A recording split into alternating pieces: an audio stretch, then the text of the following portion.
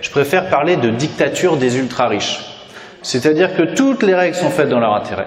Et quand il n'y a pas de règles, ben ça sert aussi leur intérêt. Qui sait dans la salle ce que c'est que le néolibéralisme? Voilà.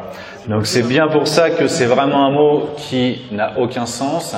En fait, les intellectuels, il a du sens, hein. Les gens ne savent pas, effectivement, ce que veut dire le néolibéralisme. Alors que c'est l'adversaire aujourd'hui. C'est l'idéologie, la politique qu'on subit depuis 40 ans. Alors, vous savez pas ce que c'est, je vous rassure. Mes amis qui votent Macron ou Fillon, ils savent pas non plus.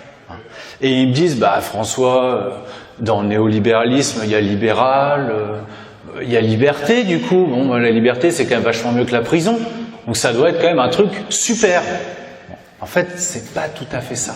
Alors moi, j'ai une autre expression, elle est moins intellectuelle, mais elle dit peut-être plus le réel. Je préfère parler de dictature des ultra-riches. C'est-à-dire que toutes les règles sont faites dans leur intérêt.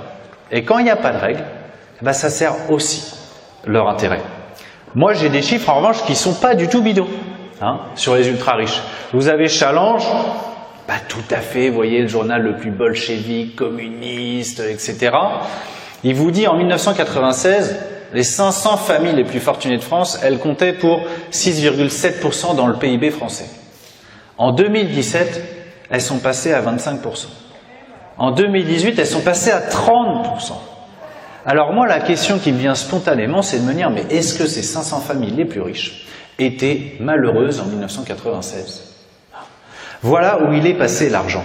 Et quand vous avez également une distribution de dividendes du CAC 40 qui était de 47 milliards en 2017 et qui est de 57 milliards en 2018, que la France est le record d'Europe de distribution de dividendes, que les riches français milliardaires s'enrichissent plus que partout ailleurs dans le monde, c'est peut-être qu'il y a un problème.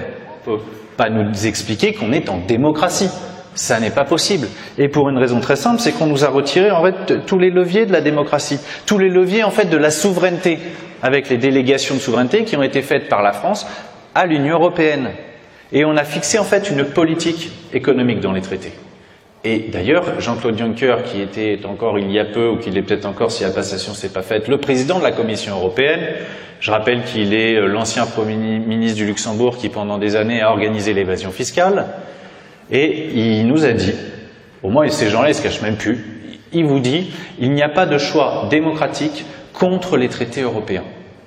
C'est génial en fait, c'est pour ça que quoi que vous votiez à droite, à gauche, au centre, vous faites ce que vous voulez en fait. C'est l'Union européenne qui a fixé les règles principales, celles qui conditionnent tout le reste. Vous avez 3 piliers. Vous avez la question du budget, la question de la monnaie, la question de la politique commerciale.